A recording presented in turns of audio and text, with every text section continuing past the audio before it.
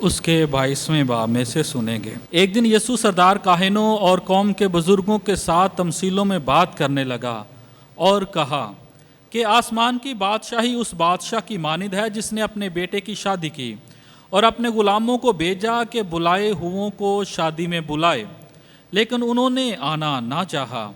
फिर उसने और गुलामों को ये कहकर भेजा कि बुलाए हुओं से कहो कि देखो मैंने ज़ियाफ़त तैयार कर ली है, मेरे मोटे मोटे बैल और जानवर ज़बह हो चुके हैं और सब कुछ तैयार है, शादी में आओ। मगर वो कुछ खातर में ना लाए और चल दिए, कोई अपने खेत को, कोई अपनी सौदागरी को, और बाकियों ने उसके गुलामों को पकड़कर उनसे बुरा सलूक किया और मार डाला। इस पर बादशाह गज़बनाक हुआ और अपनी फ़ौजें भेजकर उन खूनियों को हलाक किया और उनका शहर फूंक दिया। तब उसने अपने गुलामों से कहा, शादी की तैयारी तो हो गई है, पर वो जो बुलाए गए थे लायक ना थे। बस तुम चौकों पर जाओ और जितने तुम्हें मिले शादी में बुलाओ। और उन गुलामों ने सड़कों पर जाकर क्या बुरे क्या भले सबको जमा किया और ईवान शादी मेहमानों से भर गया। और जब बादशाह मेहमानों को देखने अंदर आया तो उसने वहाँ एक आदमी पाया जो शादी की पोशाक पहनने ना था, और उसने उससे कहा, ऐ मियाँ, तू शादी की पोशाक पहने बगैर यहाँ कैसे आया? मगर वो खामोश रहा। तब बादशाह ने खादमों से कहा, उसके हाथ पांव बांधकर उसे बाहर के अंधेरे में डाल दो, वहाँ रोना और दांतों का पीसना होगा, क्योंकि बुलाए हुए बहुत हैं लेकिन बरगजीदा थोड़े हैं। अंजील मुकद्दस के वसीले से हमारे गुनाह मुआफ़ किए जाएं। पूरी तौर पर 28वें इतवार की इबादत में हम सब शरीक हैं, और एक बार फिर हमें खुदा अपनी बादशाहत में शामिल होने और उसका हिस्सा बनने का फ़ज़ल अता करता है कि हम किस तरह इस बादशाहत में दाखिल हो सकते हैं। पिछले 2 इतवारों के दौरान हमने इस बात पर गौर करने की कोशिश की है कि किस तरह हम अपने कामों से इस बादशाही से बाहर निकल जाते हैं, और उसकी बुनियादी वजह जो पहले तमसील 2 इतवार पहले हमें सुनाई गई। एक बाप अपने बच्चों के पास जाता है, पहले बेटे के पास, और उसे कहता है खेत में जाकर काम कर, और वह इनकार करके बाद में पछता कर चला जाता है। उसके बाद दूसरे बेटे के पास जाता है और उसे कहता है खेत में काम करने के लिए जा, और वो कहता है जी जनाब मैं ज़रूर जाऊंगा, लेकिन गया नहीं। और फिर खुदावन यीशु मसीह बताता है हम अपने झूठ से और अपने फ़रेब से अपने आप को बुरे कामों से और बुरे अमाल की वजह से अपने आप को इस बादशाही से बाहर निकाल लेते हैं। दूसरी तमसील जो पिछले इतवार हमने पढ़ी और सुनी, उसमें बताया गया, एक ताकिस्तान का जिक्र किया गया, और ताकिस्तान जब लगाया गया उसमें ये ताकिस्तान मज़दूरी के लिए दे दिया गया, और जब उसका फल इकट्ठा करने का वक्त आया तो खुदावन यीशु मसीह इस तमसील से हमें बताते हैं कि जब फल इकट्ठा करने के लिए मज़दूर भेजे गए तो अजारादारों ने उनको पकड़कर मारा, ज़ख्मी किया, संसार किया, बाज़ को बुरे तरीके से मारा। फिर उसने अपने बेटे को भेजा और बेटे को देखकर उन्हें कहा वारिस यही है, इसे कत्ल करो और सारी वरासत हमारी हो जाएगी। और फिर बताया गया जब मालिक आएगा तो उन बुरे अजारादारों के साथ क्या करेगा। और ये वो तमाम हालात थे जो बनी इसराइल कौम के थे, जो वो हिकमत, खुदा और कलाम और भलाई और नेकी की बातें जब अंबिया कराम उनसे करते थे तो वो उन्होंने बहुत सारे लोगों को बुरा भला कहा, बहुत सारे अंबिया को बुरी बातों के साथ उनकी खातर तवाज़ो की, और बहुत सारों को मारा, उन पर जुल्म किया, और इसके साथ साथ ये भी किया कि बहुत सारे नबियों को कत्ल भी कर दिया और खुदा के हजूर وہ نبیوں کے قاتل کہلائے، اور یسوع مسیح اسی لیے اعلان کر دیتا ہے کہ آخر میں کیا ہونے والا ہے، ہمارا حال کیا ہوگا۔ آج ایک نئی تمثیل کے ذریعے سے یسوع مسیح ہماری مدد کرنا چاہتا ہے کہ ہم اس تمثیل پر غور کرنے کی کوشش کریں جس میں لوگوں کو شادی میں آنے کی دعوت دی گئی ہے اور لوگ شادی میں آنا نہیں چاہتے، شادی کی اس دعوت کو قبول نہیں کرنا چاہتے ہیں۔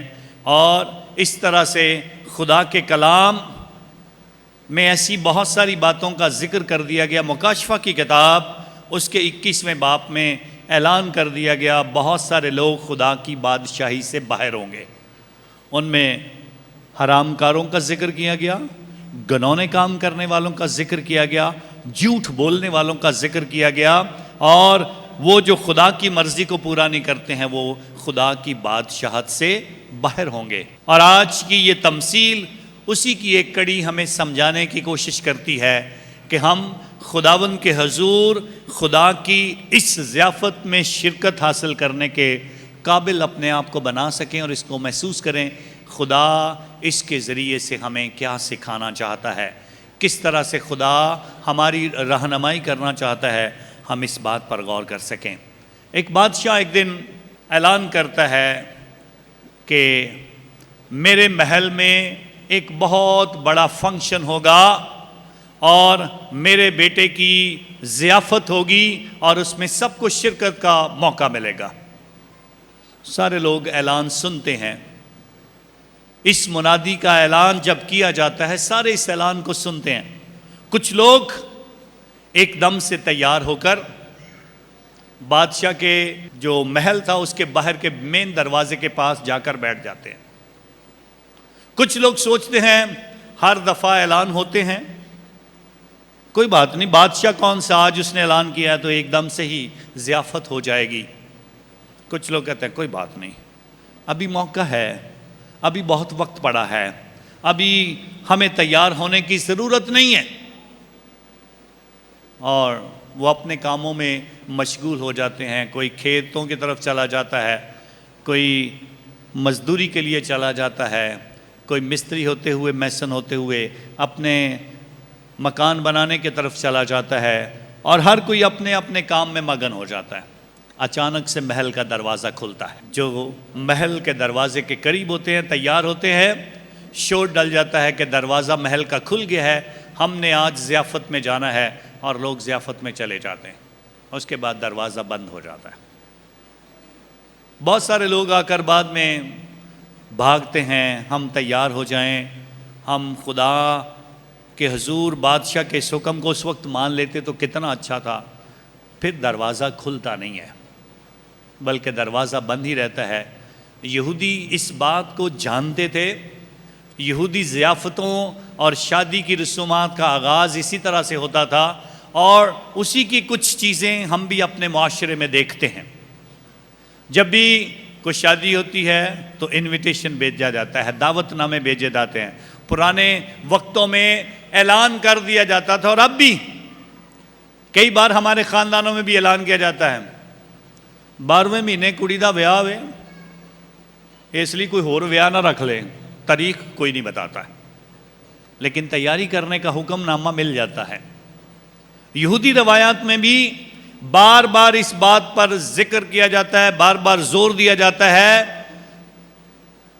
ضیافت ہوگی، کب ہوگی یہ نہیں پتا، لیکن ضیافت ہوگی، دعوت ہوگی، بڑا فنکشن ہوگا۔ لیکن کہا جاتا ہے آج دعوت نامہ مل گیا ہے، اعلان ہو گیا ہے، آپ لوگوں نے کیا کرنا ہے، اس کی تیاری کرنی ہے۔ اور ہمارے گھروں میں بھی جب کسی بچے یا بچی کا دعوت نامہ آتا ہے شادی کا، تو ہمارے گھروں میں تیاریاں شروع ہو جاتی ہیں، بول چال شروع ہو جاتی ہے، ہم گفتگو کرنا شروع کر دیتے ہیں، ہم کپڑوں کے ڈیزائن دیکھنا شروع کر دیتے ہیں، ہم بازار جاتے ہوئے، شاپنگ کرتے ہوئے، باتیں کرتے ہوئے نظر آتے ہیں، کیونکہ ہمیں اس کے لیے تیار ہونا ہوتا ہے۔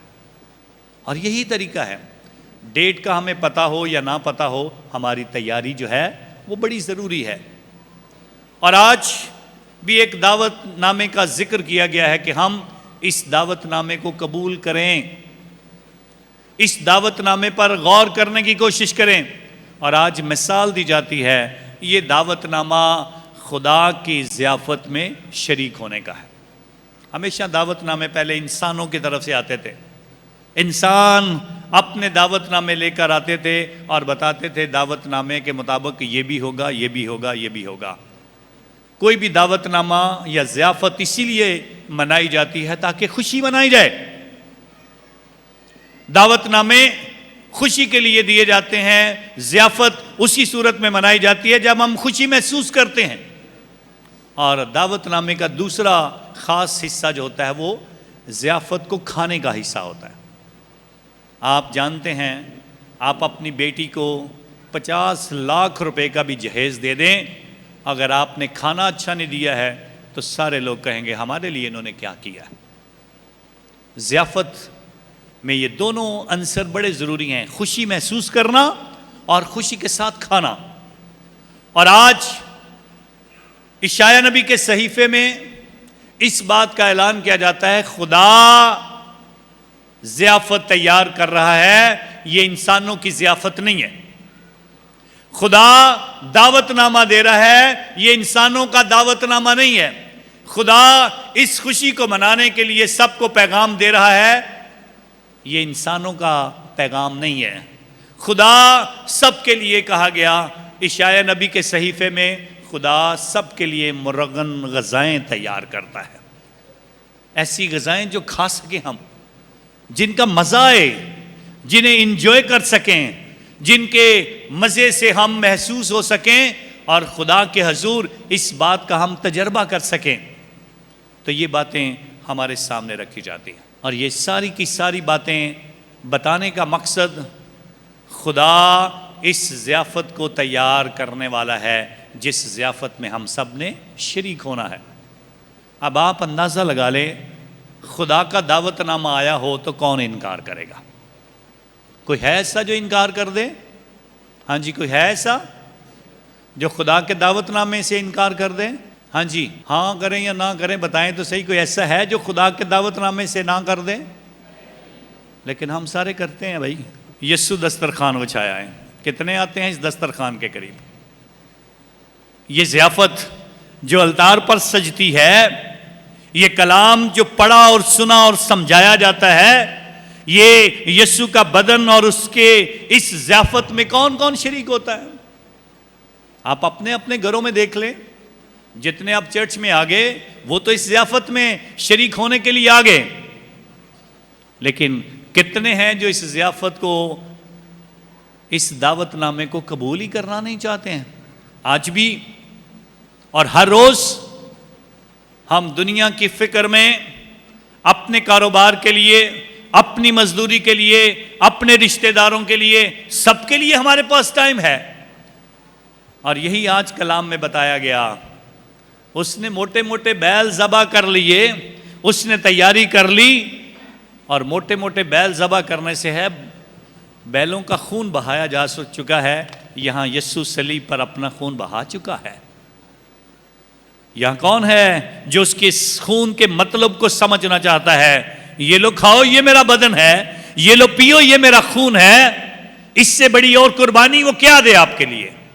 لیکن ہم اس دعوت نامے کو قبول کرنا نہیں چاہتے ہیں۔ اس دعوت نامے کا ذکر کس کے ساتھ جڑا ہے؟ یہ وہ روٹی ہے جو آسمان سے اتری ہے، باپ دادا کی طرح نہیں کہ کھایا اور مر گئے۔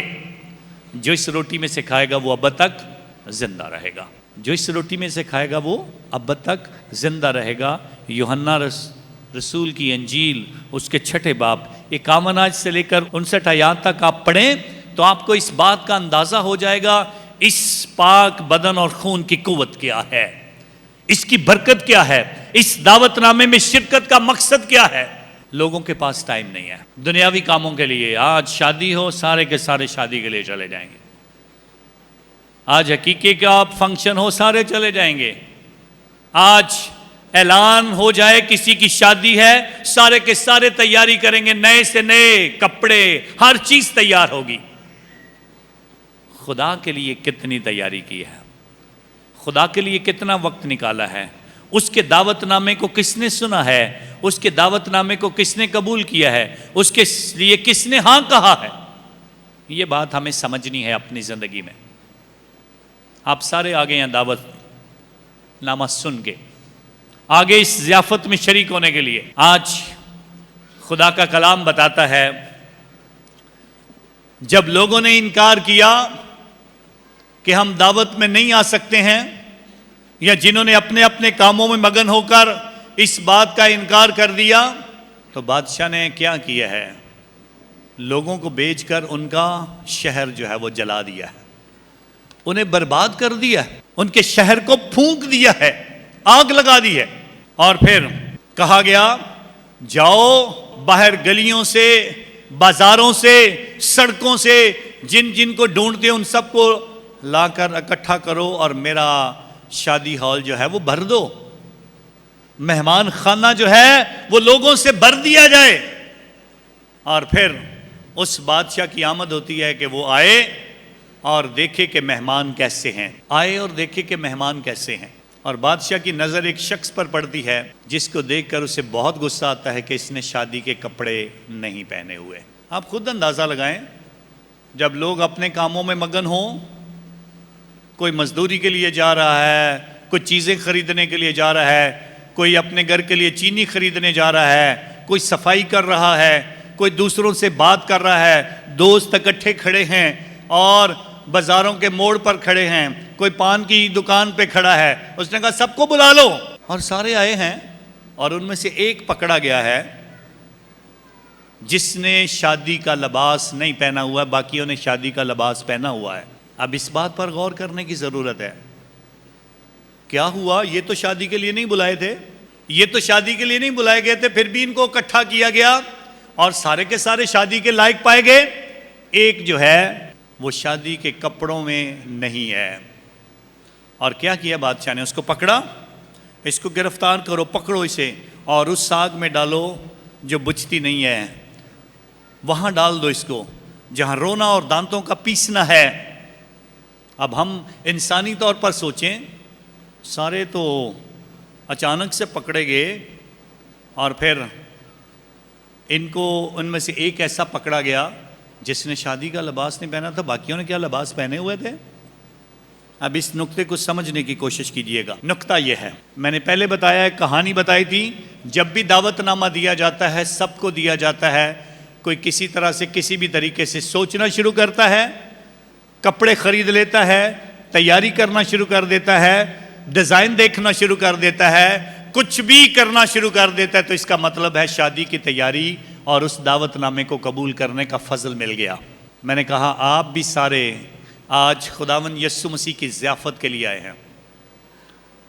اب اگر کوئی یہاں پر بھی اگر دیر سے آتا ہے، سن لیں، اگر آپ دیر سے چرچ میں آتے ہیں اور توبہ نہیں کرتے ہیں اور پھر پاک شراکت لیتے ہیں، تو پھر آپ کا لباس بھی تیار نہیں ہے دعوت نامے کے لیے.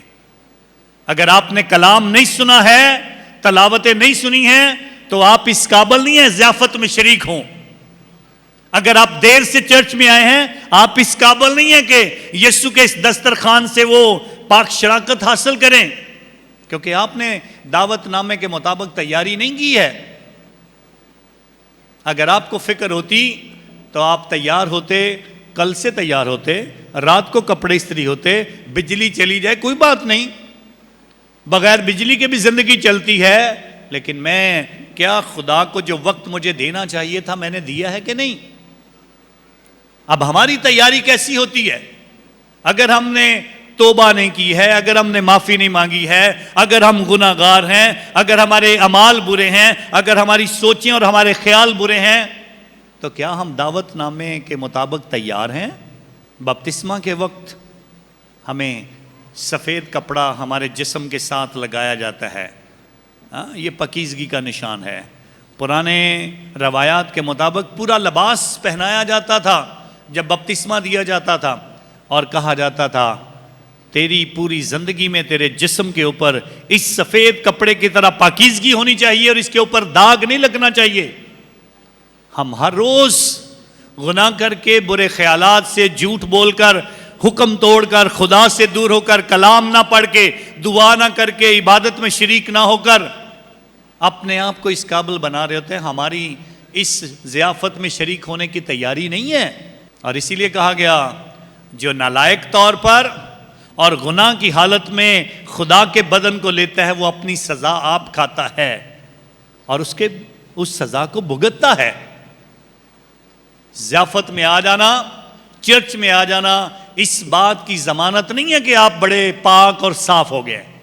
جب تک میرا دل، میرا دماغ، میرا ایمان اور جب تک روحانی طور پر میں اپنے آپ کو تیار نہیں کرتا ہوں، میں ضیافت میں شریک ہونے کے لائق نہیں ہوں۔ اب باقی لوگ کیسے تیار تھے؟ باقی لوگوں نے کیسا لباس پہنا ہوا تھا کہ بادشاہ آ کر ان کے لباس کو دیکھ کر کہتا ہے یہ سارے ٹھیک ہیں اور یہ ایک شخص ٹھیک نہیں ہے۔ یہ لباس ہے صلح کا لباس، یہ لباس ہے محبت کا لباس، یہ لباس ہے برداشت کا، یہ لباس ہے خدا کے حضور معافی کا، یہ لباس ہے مسیحی گواہی کا، یہ لباس ہے آپ کے اچھے اعمال کا، اور یہ لباس ہے یسوع مسیح کے حکموں کے مطابق تمہارے کاموں سے لوگ جانیں کہ تم کس کے شاگرد ہو۔ آپ کے کام بول رہے ہوں کہ تم مسیح ہو، تم میں دوسرے انسانوں سے فرق نظر آتا ہے۔ ضروری نہیں ضیافت خانے میں اکٹھا ہوا جائے، مہمان خانہ بھرا جائے اور خدا کے حضور کہا جائے ہم بڑے تیار ہیں، نہیں۔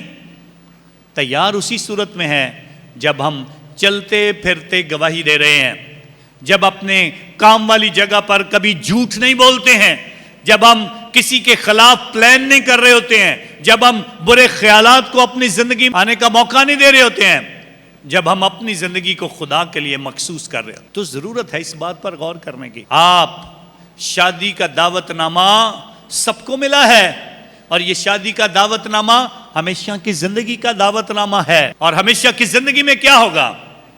وہاں نہ غم ہوگا، نہ نالا ہوگا، اور خدا تمہاری آنکھوں کے سارے آنسو پونچھ دے گا۔ وہاں خوشیاں ہی خوشیاں ہوں گی، وہاں خدا کی حضوری ہی ہوگی، اور زمین پر ہمیں اپنے آپ کو تیار کرنا ہے اس تک پہنچنے کے لیے، اس ضیافت میں شریک ہونے کے لیے۔ آج غور کرنے کی کوشش کریں، ہر گھر میں کوئی نہ کوئی ایسا منظر چلتا رہتا ہے۔ بچوں کے اسکول کی چھوٹی سی مثال لے لیتے ہیں۔ سارے بچے اچھے خوبصورت لباس کے ساتھ اسکول میں جاتے ہیں، نہیں تو ٹیچر مارتی ہے۔ کبھی ہم نے سوچا ہم اچھے کپڑے پہن کر خدا کے گھر میں جائیں؟ تیاری ہوتی ہے کیا ہماری؟ ناخن کٹرے ہونے چاہیے، بچوں کے بال اچھے بنے ہونے چاہیے، بچوں کا منہ دھلا ہونا چاہیے۔ کئی بار ہم ویسے کے ویسے ہی آ جاتے ہیں، باہر پان کھا رہے ہوتے ہیں، چرچ کے دروازے کے قریب آ کر کبھی پان باہر پھینکتے ہیں، کبھی پچکاری مارتے ہیں اور سوچتے ہیں ہم خدا کے گھر میں جا رہے ہیں۔ اسکول میں بچوں کو ہوم ورک دیا جاتا ہے، ماں باپ کوشش کرتے ہیں بچے کی ڈائری دیکھیں بچے نے ہوم ورک کیا ہے کہ نہیں۔ کبھی آپ نے کوشش کر کے اس بات کی طرف توجہ دی ہے کبھی ہمارے بچے نے بائبل کھولی ہے کہ نہیں؟ کبھی ہمارے بچے نے خدا کے کلام کو پڑھا ہے کہ نہیں؟ وہ ہوم ورک جو اسکول میں دکھانا ہے اس کی ہمیں فکر ہے، یہ ہوم ورک جو خدا کا ہے اس کی کسی کو فکر نہیں ہے، اس کی کسی کو فکر نہیں ہے۔ اسکول کے ٹیچر کا نام کیا ہے؟ سارے بچوں کو شاید پتا ہوگا، لیکن سنڈے اسکول کی ٹیچر کا نام کیا ہے یہ کسی کو نہیں پتا ہوگا۔ سنڈے اسکول کی ٹیچر جو ہے وہ ہمارے بچوں کو تعلیم دیتی ہے، مذہبی تعلیم سکھاتی ہے، کیٹیکزم میں ہمارے بچوں کی رہنمائی کرتی ہے، روحانی طور پر ہمارے بچوں کی رہنمائی کرتی ہے، اس کا کسی کو نہیں پتا۔ بچے کو کبھی چھٹی نہیں کروانی ہے، نہیں تو نمبر کٹ جائیں گے۔ یہ جس نے نمبر دینے ہیں اس کے گھر کی جتنی مرضی چھٹیاں ہو جائیں، اتوار کو بچے آئیں یا بڑے آئیں چرچ میں آئیں، یہاں پر جتنی مرضی چھٹیاں ہو جائیں یہاں سے نام نہیں کٹے گا، یہ نہیں پتا کہ اوپر سے کٹ جائے گا شاید۔ جہاں پہ ہمیں پہنچنا ہے، ڈر ہے انسانی طور پر زمینی کامیابیوں کے لیے، آسمانی ڈر اور آسمانی کامیابیوں کے لیے ہم نہیں سوچتے ہیں۔ زندگی میں بہت کچھ پڑا ہے سیکھنے کے لیے، زندگی میں بہت کچھ خدا آپ کے ذریعے سے یہ بات آپ تک پہنچانا چاہتا ہے۔ ہم سب کو ہمیشہ کی زندگی اور خدا کی ضیافت میں شریک ہونے کے لیے تیار ہونا ہے۔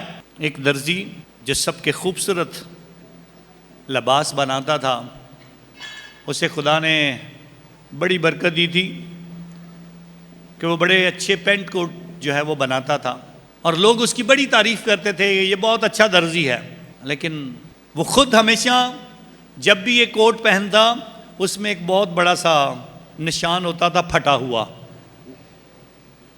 ہمیشہ وہی کوٹ پہن کے پھرتا رہتا لوگوں کے دوران۔ اور کسی نے ایک دن سوال کیا، یہ تیرا اپنا کوٹ پھٹا ہے، اس کو کیوں نہیں سیتا ہے؟ کہتا میرے پاس ٹائم نہیں ہے، اس کو سینے کے لیے میرے پاس ٹائم نہیں ہے۔ اچھا، کہتا دوسروں کا اتنا کام ہوتا ہے، میں کیسے اپنے لیے اس کوٹ کو سینے کے لیے ٹائم نکالوں، مجھے سمجھ نہیں آتی ہے۔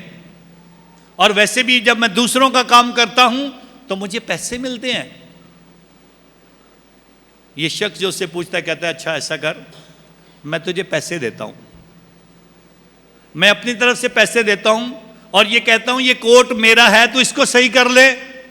کہتا اچھا چلو، پیسے لے لیتا ہے، اسے جیب میں ڈالتا ہے۔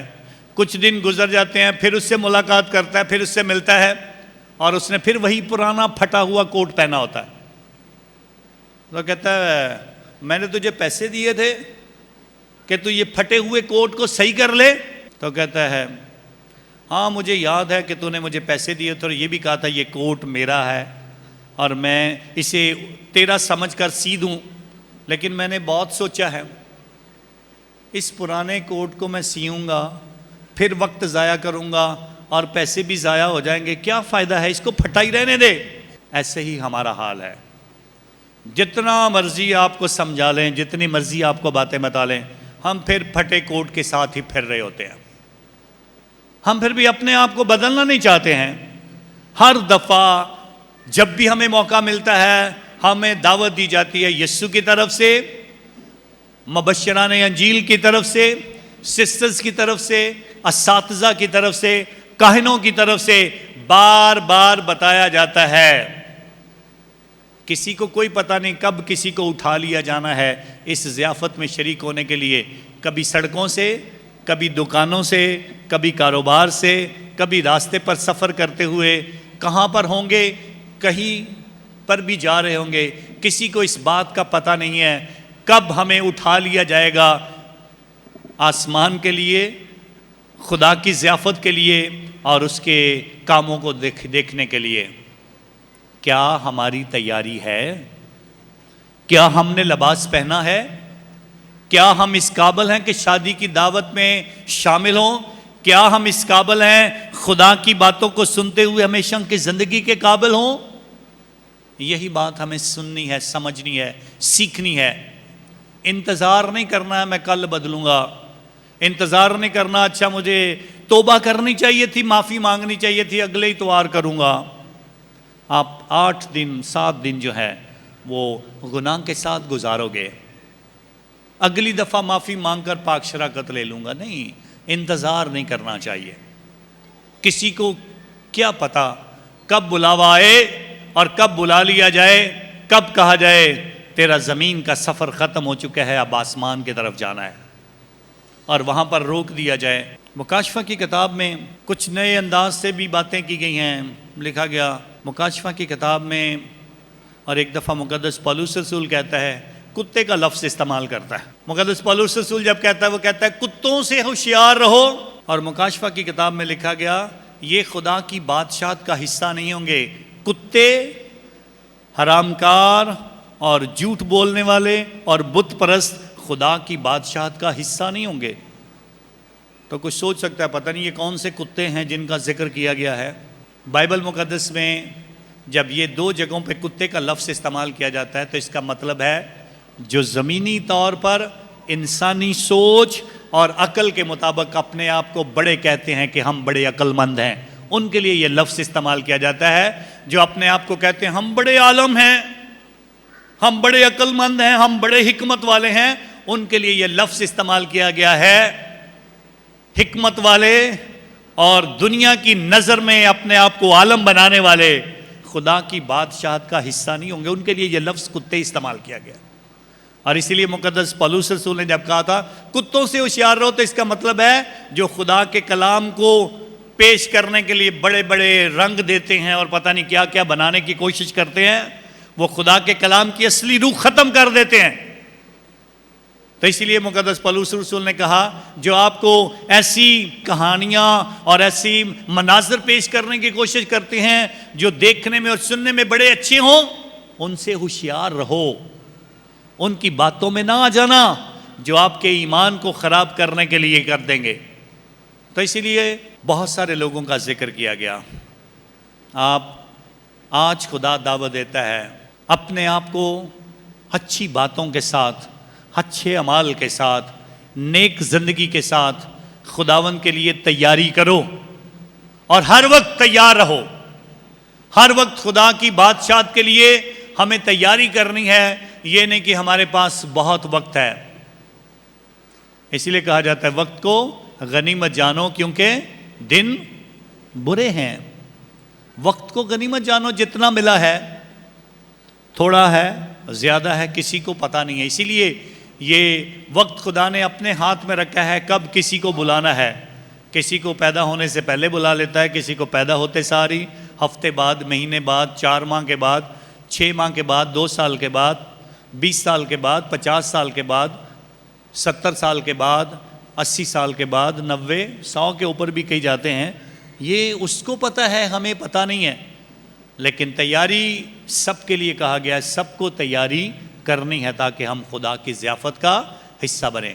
آئیں بڑے ایمان کے ساتھ آج خدا کے اس کلام کو اور اس پیغام اور اس دعوت نامے کو سننے کی کوشش کریں۔ یہ میرے لیے بھی ہے، آپ کے لیے بھی ہے، اور سب کے لیے ہے۔